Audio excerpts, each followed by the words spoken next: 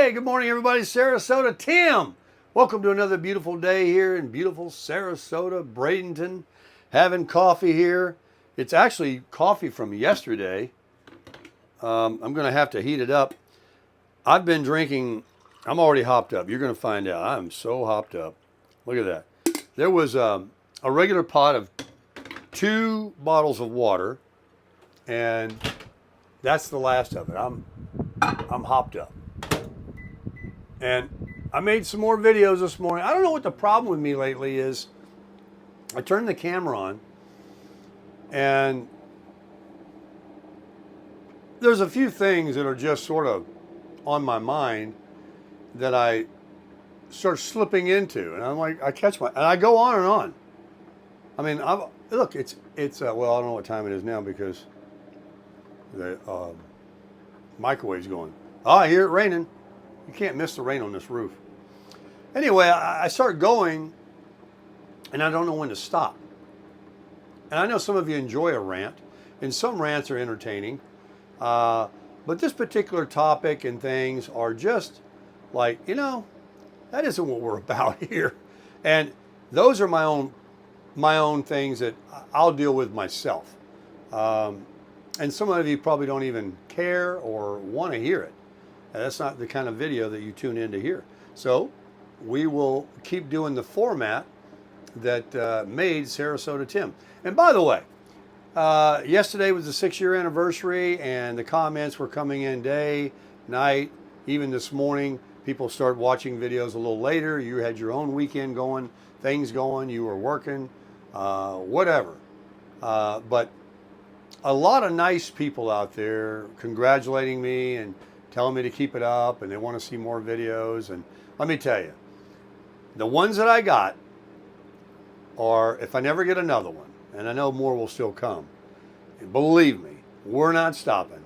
We're going to go for another 6 years, God willing. And we're going to get that 100,000 subscriber plaque from YouTube. That is my goal. Let's get the cream out. That is over. It is raining, and I don't like rain, but we need it. Well, we need it. But supposedly, it's 8:30. This is supposed to be the end, and good times are coming. But it is, you know what today is, right? The first day of hurricane season. I turned on the TV to get the weather for the day. And what do you think they're talking about? Just like they did last year. If you live in Florida, you know what I'm talking about. They love to start with the scare tactics. First, here's the names. Andrea, it goes female, male. Girls first. Female, male, female, male. And it's Andrea, Barry, Chantel. I think that's what it was. And we're expecting a busier than normal season, and get your batteries and get your water, get prepared and bring in loose things. It's the same song. And don't get me wrong, we had them last year, right here. I had to evacuate. And, I guess that's their job. But boy, they like to take advantage of any news cycle that will get you to watch. The Weather Channel, they don't get the views unless there is some weather. If it's going to be sunny for the next 10 days, not many people tune in. So the fact that it's hurricane season starting today, hey man, let's just get on there and figure out how we can show all kinds of red on the, and I guess there's already, we got some inclement weather going through. And there's something about people taking cruises right now that's off the, out there in the Caribbean somewhere. Got a 40% chance. Here's what's annoying about hurricanes. Folks, that is the best cup of coffee I've ever drank in my life. Oh my gosh, that's good. I love that Aldi's heavy whipping cream and that McDonald's coffee. Very slurpable. Perfect temperature. That is good. Even though it's the third cup. What's disturbing about hurricanes even though you get a 10-day generally outlook. Oh, this is coming off Africa. You got 10 days. And then you get down to 2 or 3, 4 days. That's plenty of time to boogie out. We're a tornado, right? Hey, boom, it's on. There's no warning, hardly. And, but the hurricanes, you don't know what they're going to do. They can't predict their movement. They kind of do, but at the last minute, they can just turn. And I'm becoming a little bit of a meteorologist myself, because unless you are in the eye, or close to the eye wall, I should say, the outside of that possible 10 to 20 mile radius, you're, likely to be okay. You could suffer a lot of wind damage, shingles can come off, stuff can get blown around, windows, different things, although everything's been constructed here in Florida for the last several decades under hurricane construction rules. So there's like 3 nails instead of 1 anymore. It's triple strong. And it works. I mean, I showed you guys videos of these McMansions over there on the water, like at Siesta Key. They look brand new after Milton. And the other ones were, and then up off the ground you got to be where there's a flood zone. So it is nerve-wracking. We have to go all the way through November. It's like half the year that we have to concern ourselves about a hurricane. Now, one of the things I love about living in Sarasota, Florida, versus where I lived on Boynton Beach or Palm Beach County, is it's been 100 years until last year that anything has come up from the Caribbean, looped around the bottom of the Keys, gone out into the Gulf, and then back. And Tampa gets threatened all the time. Naples, Port Charlotte, Fort Myers, they've definitely had major hits. I mean, we all remember, I forget the name of it, of what storm it was. It hit Fort Myers a couple of years ago. I mean, it leveled that place. It's the water that comes in on the coast. But once they come in and go inland, like when I left my car over in Lakewood Ranch during Milton, and Fred and Raphael and I left and got in this coach and towed it to Valdosta, just below Macon, actually, to I forgot the name of that truck stop again that I always like to camp at. It was sunshine, and it was fun. Not that, we were praying that no damage would happen to their condo. I had left my slab, and the shed was perfect. I was worried about that too. It was perfect when I got back. Tree limbs down, stuff like that. But if you go inland, I'm more towards the Gulf, but where they live in Lakewood Ranch, inland, once some things hit the land, they start to shear apart. So even if one comes at you, this is what I've learned, unless it's a catastrophic category 4 or higher, not that you shouldn't take precautions, not that you shouldn't even evacuate, especially if you live, this is mandatory evacuation where I live. You don't have a choice. But people do have a choice that live inland. If there's not going to be a lot of rain associated with it, see, there's different dynamics of them. Some drop a lot of rain, some are fast moving, some are more intense, higher wind. And I've lived through, from Andrew on. I went through 2 in Palm Beach County, Jean and Francis, that were just weeks apart, 2 or 3 weeks apart. And they hit right there. Hobe Sound, Jupiter. I stood outside my doorway of an apartment I was renting in Hobe Sound. I had a Harley Davidson motorcycle, and the eye literally came over. I'm not exaggerating, because I had my Harley against this building where we kind of get a wind block. That's the best I knew what to do. And then the eye came over, and you could see blue sky like they talk about, and no wind. But I knew what was going to happen when it passed is the winds were going to come from the opposite direction. So I took the bike and I moved it over to the other side of this place where I had it stored safely. And I had my truck, I had a Toyota Tacoma just sitting out there, but away from anything that could blow off onto it. I mean, I wasn't controlling, I couldn't control anything that come in the wind. And I sat there and watched it. And there was a mobile home park right next door to the apartments I lived in. And they sustained little damage only. And I heard tin and stuff like it coming off awnings, you know, these little things they park under, these little garage things. They just got a couple legs on them, you know. And that was a pretty bad storm. Gene, Francis, whichever one it was. The worst thing of that storm was, of all the hurricanes I've ever dealt with, is I lived in that apartment, this one I'm talking about, and the power went out. It was July, June, hot as Hades. The power was out forever.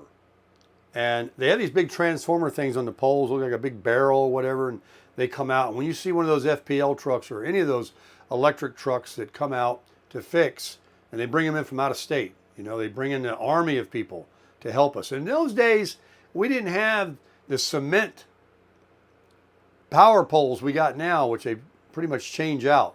We had these wooden poles, pine trees, with some wires screwed into them. Anyway, there's a big lever they pull down like a, you know, a breaker. They use a stick and all. And I don't know how many days went by. I was so hot. My neighbor, I like to forget them people. They ran a generator right outside my door day and night, 24 hours a day. And we tried to explain to them, you know, if you don't open the refrigerator, it's going to stay cold. Or you can turn it off at night. You don't need to run that generator while you're sleeping. You can start it back up in the morning. And it was like waterboarding. This hurricane's all coming back to me. It was horrible.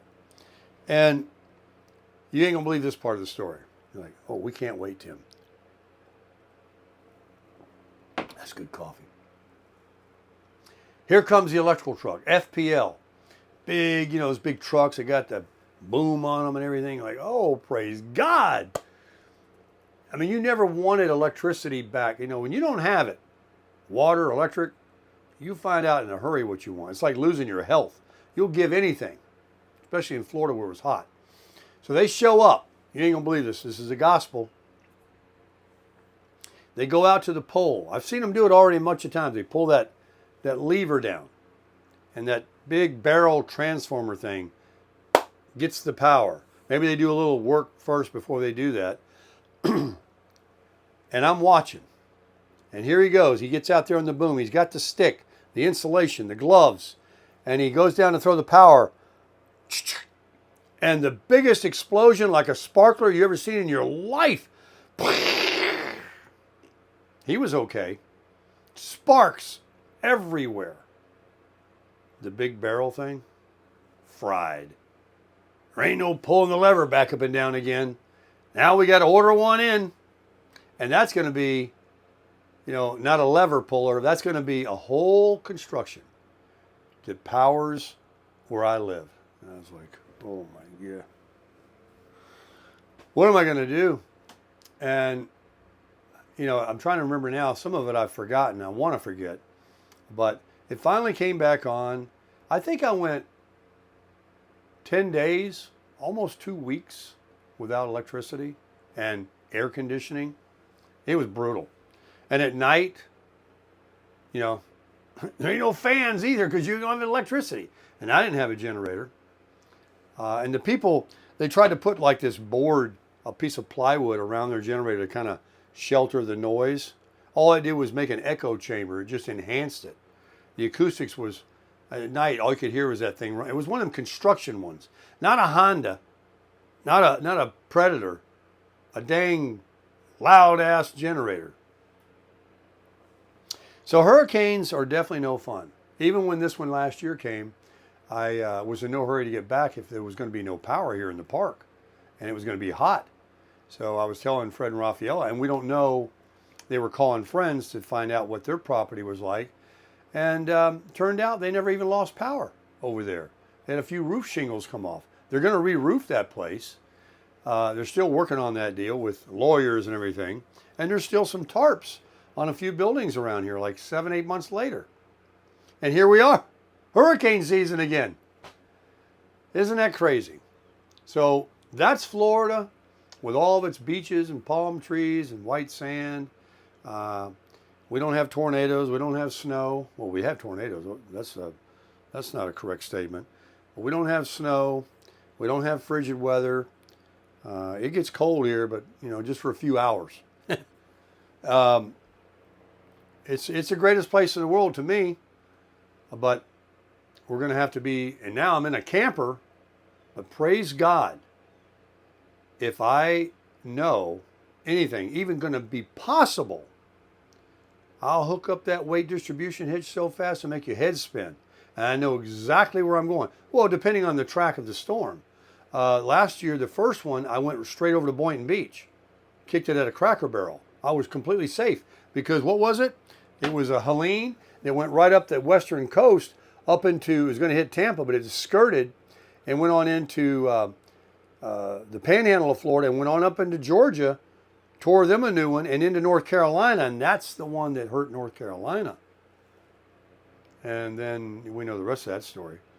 And then the next one, Milton, it was going to come in, bullseyed right here at Siesta Key, and keep going over to Boynton Beach to West Palm, going to cross the state and go up a little bit north, but the whole big thing was like it covered the whole state. So there was nowhere to hide over there. And it was going to be terrible weather anyway, no matter what. And Fred and Raphael and I, you know the story, we went up there.